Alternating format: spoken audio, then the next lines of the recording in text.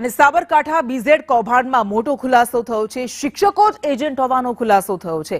Agent બનીને નિવૃત્ત શિક્ષકોને બીઝેડમાં ફસાવવામાં આવ્યા। પોસ્ટ બેંક કરતા વધુ વળતરની લાલચ આપવામાં આવી। આશ્રમ શાળાના આચાર્યએ આ રોકાણ કરાવ્યું હતું। નરેશ કટારાએ એજન્ટ બનીને રોકાણ કરાવ્યું। નિવૃત્ત શિક્ષક કમલેશ ચૌહાણે આ મામલે ફરિયાદ કરી છે। એટલે શિક્ષકો જ બીઝેડમાં એજન્ટ હતા અને આ શિક્ષકો નિવૃત્ત શિક્ષકોને રોકાણ કરાવતા હતા। પોસ્ટ બેંક કરતા પણ વધારે વળતરની લાલચ આપતા હતા। શિક્ષકો જ એજન્ટ બનીને નિવૃત્ત શિક્ષકોને તેમાં ફસાવતા હતા। નિવૃત્ત શિક્ષકોને પીએફ સહિત મળેલા લાખો રૂપિયા પર પોસ્ટ બેંક કરતા વધારે વળતર મળશે તેવી લાલચ આપતા હતા। વડાલીના વકીલ અને નિવૃત્ત શિક્ષકે બીઝેડ ગ્રુપમાં 2 લાખ રૂપિયાનું રોકાણ કરાવ્યું હતું।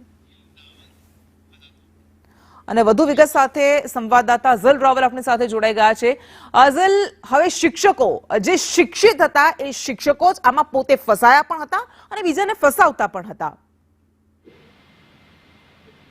જી, આપને જણાવ્યું કે સાબરકાંઠાની અંદર જે બીજેડનો સમગ્ર મામલો સામે આવ્યો છે ત્યારે સમગ્ર તપાસની અંદર શિક્ષકો તેમજ વકીલોનો પણ સમાવેશ હોવાનું સામે આવ્યું છે। ત્યારે અત્યારે હાલ પ્રાંતિજની અંદર અને તથા સમગ્ર જિલ્લાની અંદર નિવૃત્ત શિક્ષકો હતા તેમને પોસ્ટ કરતા પણ વધુ વ્યાજ આપવાની વાતો કરીને તેમના પીએફ સહિતના રૂપિયા આ પોન્જી સ્કીમની અંદર મુકાવવામાં આવ્યા હતા। ત્યારે વાત કરીએ તો વડાલીની અંદર એક નિવૃત્ત શિક્ષક જે બીજેડની અંદર 2 લાખ રૂપિયાનું રોકાણ કર્યું હતું।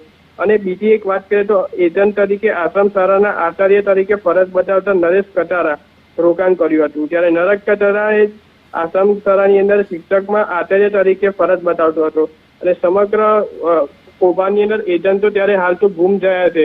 ત્યાં રોકાણકારોની ચિંતા પણ વધી છે। જી, આભાર આપનો।